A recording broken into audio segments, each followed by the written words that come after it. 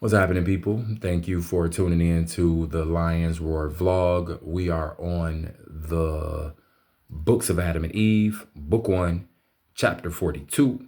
Let's go ahead and jump into it. If you've been following, which you should, if you just for now first time, this is your first time seeing me, we're in the middle of the books of Adam and Eve. I'm not about to do no big recap. You're gonna have to catch up.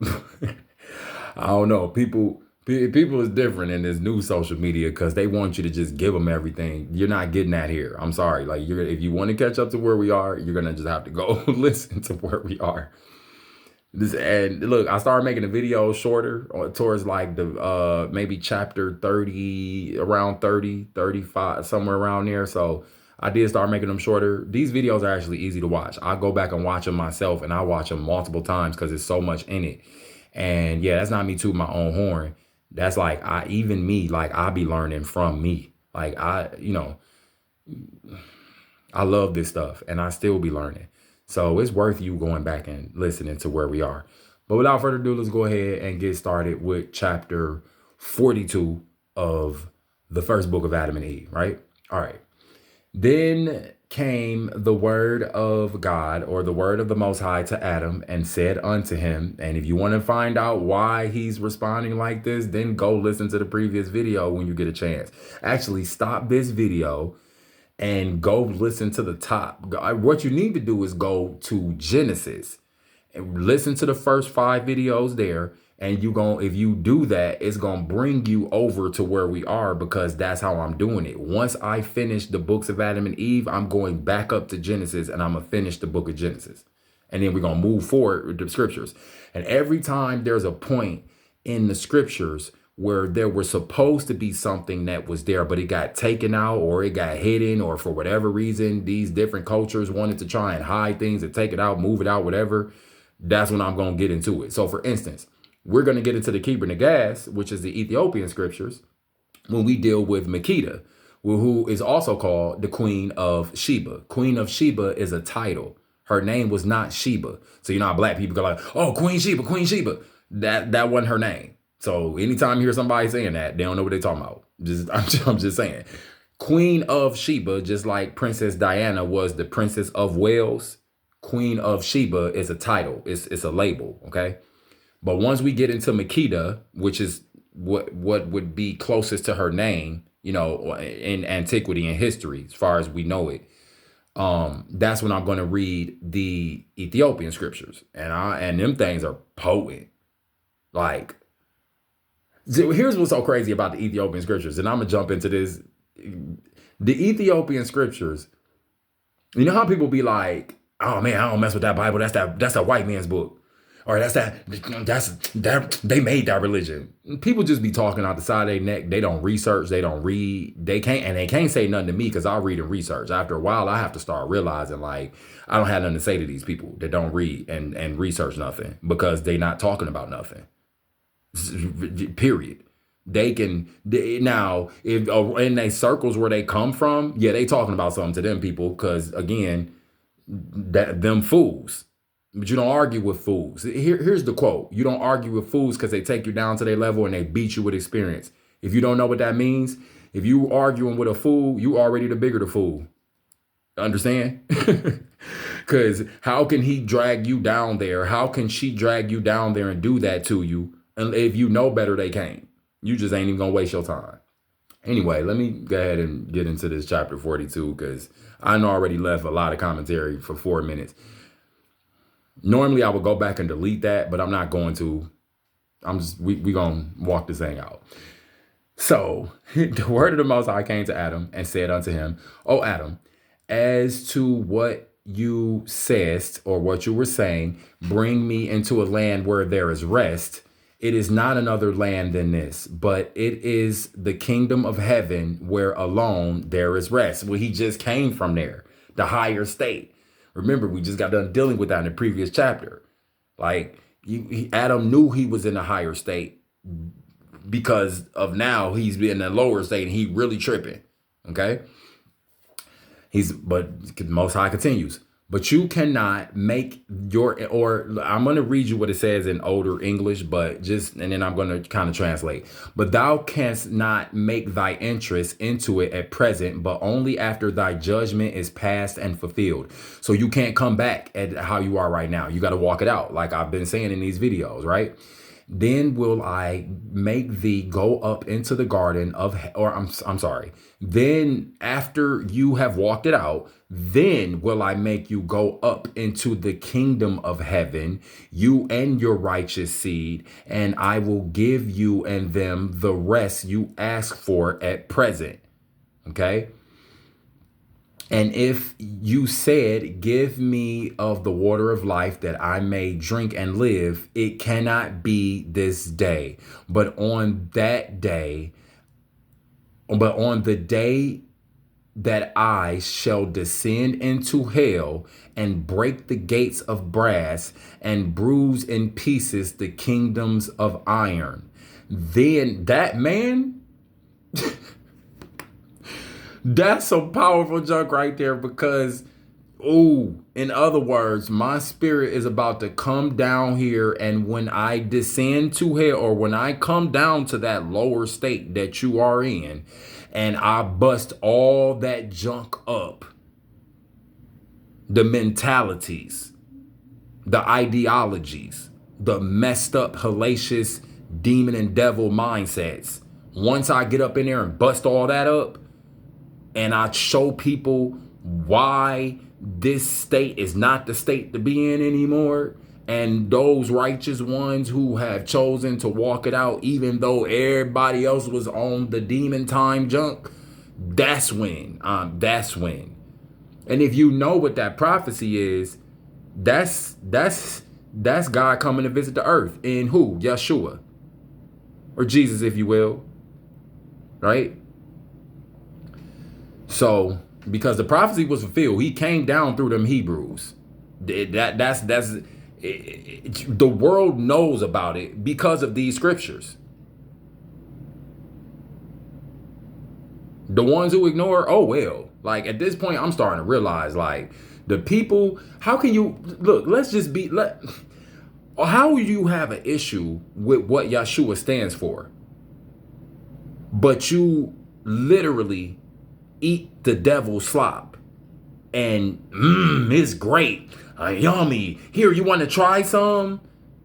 How you got an issue with the thing that's talking higher morality, but you love the low vibing, hellacious, you love being ignorant to higher morality, but you got an issue with the thing that brings the higher morality? That's crazy. That lets you know right there who you be dealing with when they be on that. Anyway, let's go ahead. Fire. Let's go ahead. Then will I in mercy save your soul and the souls of the righteous, to give them rest in my garden. And that shall be when the end of the world is come. And again, as regards to the water of life that you seekest, or that you looking for, it will not be granted, but on the day, it will not be granted this day, but on the day that I shall shed my blood upon thy head in the land of Golgotha. Dang. That is right there, that's such a prophecy right there. It's like, hot man, what in the world? For my blood shall be the water of life unto thee at that time, and not to thee alone, but unto all those of thy seed who shall believe in me, that it be unto them for rest forever. So right here, we're looking at, now, are we talking about literal water that we need to be drinking?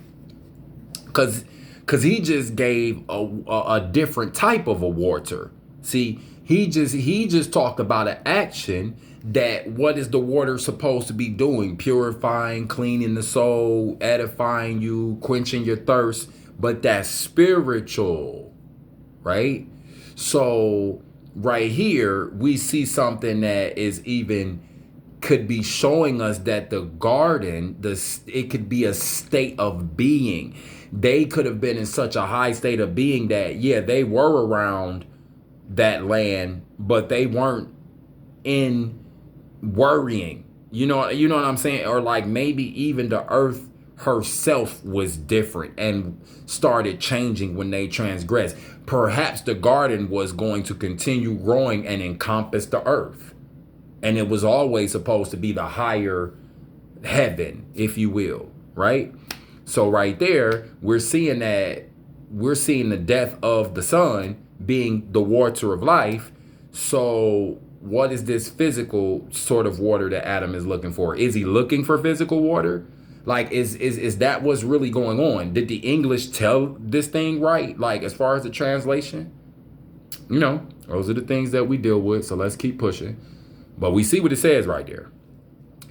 But then the Most High said again unto Adam, O Adam, or O first man, when you were in the garden, these trials did not come to you, just like he said in the previous chapter.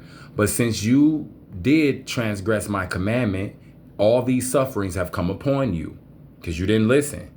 All you had to do was be obedient. Yeah, maybe you felt like you wanted to do whatever you wanted to do, but now you realize you can't do whatever you want to do and you got to walk this junk out. Now also does thy flesh require food and drink. Drink then of that water that flows by thee on the face of the earth. Like he told him, you're in the animal state now. Remember that, like in the previous video? The animal mind, the animal mindset, the animal movement, the animal state that people want to ignore. Like I said in the previous video, like, single moms, like who I've known, and different mothers and different things like that. Like I work with kids for a long time and I'm a science head. So one of the things that I always try to teach the women is be careful about the man who you have around, especially when you have young children, because especially if you have sons, because if their father or if there's no other man, and even if there is another good man around, they're going to pattern off of the man that's in and out your den. That's mammal talk. That's animal talk, right? Even in modern times, people don't be listening. You try and tell them and it's just like in one ear out the other, like whatever. But that's what the Most High told him. Like, look, it's the animal state. That's why that you feel that way, right? And you better pay attention to it. Because if you don't eat and you keep on denying what I've given you, you keep on denying this wisdom that I'm giving you, then whatever happens is going to be at your table. It's going to be your fault, Adam, man, human, right? So he says, you drink that water that come by you. You don't get to come back up in here. You keep trying to get up in here. And I keep telling you, no. I keep telling you it's not open for you. This way is not open for you anymore. You don't get in here no more. You have to walk it out, bro. Right? And Adam and Eve. So then it says that the Most High withdrew his word from Adam. He drew his voice, right? His spirit from Adam. And Adam and Eve worshiped the Most High and returned from the river of water to the cave. It was noonday, and when they drew near to the cave, they saw a large fire by it. That's interesting. What is this large fire that they see? You know what? I'm gonna go ahead and we're gonna go to 43 right here. Then Adam and Eve were afraid and stood still. And Adam said to Eve, what is that fire by our cave? We do nothing in it to bring about this fire. We neither have bread to bake therein, nor broth to cook there. As to this fire, we know not the like, neither do we know what to call it. But ever since the Most High sent the cherub with a sword of fire that flashed and lightened in his hand, from fear of which we fell down and were like corpses, we have not seen the like. Okay. That right there is just like, I don't know how to turn that into a prophecy or metaphor, because it's too like, dang, maybe they really did see that. I don't know. But let's just keep pushing. Well, I imagine they probably did see some different things. They're the first humans, and we got to know that there were other beings before humans. Even science teaches you that. Like what I'm talking about with these animals and things, with the mammal thing, that's a real thing. That's true, right? So even science teaches you that there were there were other beings before the humans. Okay, it just is what it is. Like humans were not the first literal beings on the planet. Okay, so but now, O Eve, behold, this is the same fire that was in the cherub's hand, when which the Most High has sent to keep the cave in which we dwell. O Eve, it is because God is angry with us, or that the Most High is angry with us and will drive us from it. So again, they're dealing with these new states of being. So they're just trying to understand it all. Like they're reasoning with each other. They're talking. At least he has someone there with him. At least she has someone there with her, that they don't have to walk it out alone. Because I could just only imagine, like, if this was only one being, what would they do? Like, he'd probably would go crazy. I don't know. It's interesting.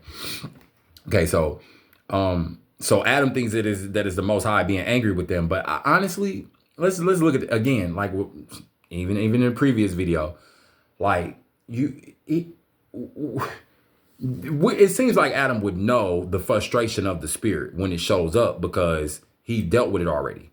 So he keeps like it's like he overreacts. Like every time something happens, he's trying to relate it to the Most High, or he's trying to relate it to the garden, or it's like he hasn't let go of that higher state yet, even though the spirit keeps telling him, you're not getting back right now, bro.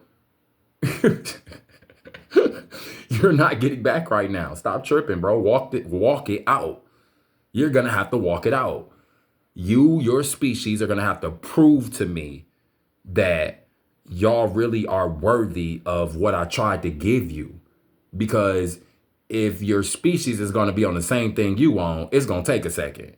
And that's how come back up early in the first book of Adam and Eve, and we come across the prophecy of the 5,500 years.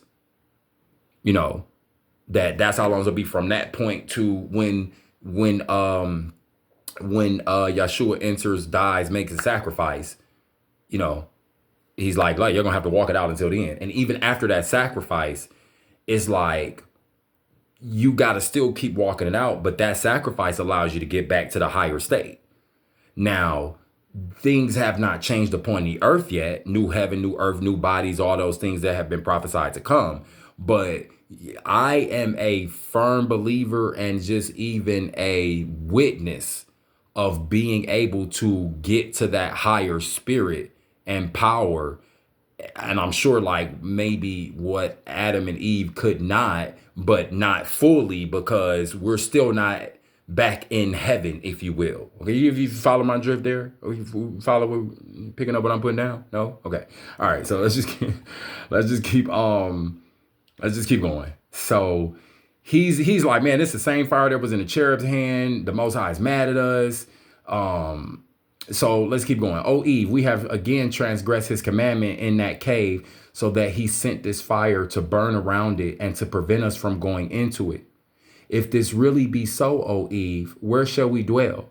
And where shall we flee from before the face of the Most High? Since as it regards a garden, he will not let us abide in it, and he has deprived us of the good things thereof. But he has placed us in this cave, in which we have borne darkness, trials, and hardships, until at last we found comfort therein.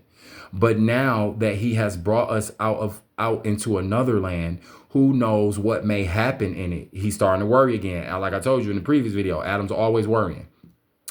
And who knows but that the darkness of that land may be far greater than the darkness of this land. So he's like now starting to face the understanding of, he's finally starting to get it. Like, man, we gonna have to, man, this is different. Who knows what may happen in that land by day or night, and who knows whether it will be far or near, O Eve, or O first woman, O woman. Where it will please the Most High to put us may be far from the garden, O Eve, or where God will prevent us from beholding him, because we have transgressed his commandment and because we have made requests unto him at all times. So now Adam is starting to feel like maybe God is starting to get irritated with me because I keep asking him things, and he keeps denying me, but maybe he's getting irritated, and it's again overreacting. Just, he has gotten told multiple times what this is. Provisions have came to him, yet he's still in a state of worry. This is talking to me. This is talking to me because, again, like what I said, I'm kind of facing something right now, and I'm kind of going through the same thing where it's like, man, I know that the Spirit of the Most High always takes care of me. I know that supernatural, like the power is always coming through, but yet there's still always this thing that's kind of like, it's part of our society. First of all, it's part of our society here. So it's like, when you just kind of notice certain things, you need certain things to be a certain way and this, that, and the third, but it's like you literally can't do anything about it. And you're one who tries to walk it out. You're one who tries to do whatever you can, but you just can't do nothing this time. That worrying and that constant sort of conflict with yourself, I think it makes our path tougher. Like, it's going to make our path tougher. You see what I'm saying? Like, Adam is making his own path tougher right here because he keeps like being in internal conflict with himself, and he doesn't have to, right? So let's keep going. O Eve, if God will bring us into a strange land other than this in which we find consolation, it must be to put our souls to death and to blot out our name from the face of the earth. But that's not what the Most High said. Listen, it's like now he's delusional. Now he's starting to say things as it's not true because the Most High already told him what's happening, right? O Eve, let's keep going. O Eve, if we are farther estranged from the garden and from the Most High, where shall we find him again and ask him to give us gold, incense, myrrh, and some fruit of the fig tree? Where shall we find him to comfort us a second time? So now they're trying to figure out like when, like, how, like, is God gonna be where we're going? Like, he's worried. Which you know what? It's not a bad thing. It's just, it kind of goes to show you that the human is dependent. We're as much as we can build, as much as we can know, as much as we can find, as much as we can learn, as much as we can teach, we're dependent. We're dependent. And that kind of shows it. But I think the lesson here is to be dependent in the right way. Like, be dependent on the truth and what you know is already been said to you, human. Don't be dependent on your brain being worried, because then you're just gonna be caught up in more worry. You're gonna be in a loop of worry, which we have seen Adam be in. But this thing that's going on right here, we're about to see what it is and why Adam is so distraught, because he's like, it's something that's out of the norm. Like, it shouldn't be happening. Because I think if they had walked up on the cave without the fire being there, that would have went a little different. But they walk up on the cave and the fire's right there, and they're trying to figure that out, right? So where shall we find him that he may think of us as regards the covenant he has made on our behalf? And Adam said no more. And they kept looking, he and Eve, towards the cave and at the fire that flared up around it. But that fire was from Satan, the deceiver, the dark one. For he had gathered trees and dry grasses and had carried and brought them to the cave and had set fire to them in order to consume the cave and what was in it. So here he go hating them, just hating them again. And here we go with something destructive. That's how you always know the devil energy is destructive. It's destructive. It wants to stop the forward motion that they had going. But let's see what happens, right? So that Adam and Eve should be left in sorrow. Come on, man. And he should and he should cut off their trust in the Most High and make them deny him. That's all a devil and a demon wants to do. And I'm gonna tell you right now, the only devils and demons that I see on the planet look like humans that be on low vibing, evil, dark, manipulative, just down the list, murdering, disrespectful to people, the humans, the animals, just foul, inhumane, lawless, wild. One of their main goals when they get around you and you be of a higher state is to try to convince you away from your higher state. That ain't even necessarily them in their human state. That's that devil in them that wants to do that. I don't know what no devil, I ain't seen no Hollywood looking devil on earth. I ain't seen no Hollywood looking demon. I done seen foul humans though. Yup. But anyway, let's keep reading. But because you see what it just said, what he was there to try to do. He was there to try to get them to dip off. Look, they already didn't transgress and lost their higher state. But now they're still, that lets you know right there, even the state that they were in, for that darkened one to be trying to separate them from petitioning to the Most High or even trusting and loving the Most High, that says a lot. That lets you know right there when it comes down to what we've read before here in this book of Adam and Eve. And it gets to talking about how the enemy was irritated that Adam and Eve did not get fully like demerited away from their light, that he actually, the spirit gave them a plan to be able to get back, but it didn't give that lower one that. So that's very interesting in itself. I think that's why he's always after the humans. That spirit is always after the humans for that reason, trying to destroy, trying to stop the forward motion, like what I said. Right? But by the mercy of the Most High, he could not burn the cave, for the Most High God sent his angel round the cave to guard it from such a fire until it went out. And this fire lasted from noonday until the break of day. That was the 45th day. Now we're going to stop here. And then the next video is we're going to go ahead and jump into, what is this, 34. They're in Roman numerals, so that's 34. XLIV, that's 34. All right, so yeah, man, hit the subscription button. I didn't say that in the last video. If you make it this far, hit the subscription button. If this video resonates with you, you probably know somebody else who will resonate with, or maybe just send it to somebody who might be interested in it. I appreciate y'all for coming. I appreciate the new subscribers and the people who are sharing it. I see all those analytics. I really appreciate y'all. Thank y'all. Come back for the next video. Peace.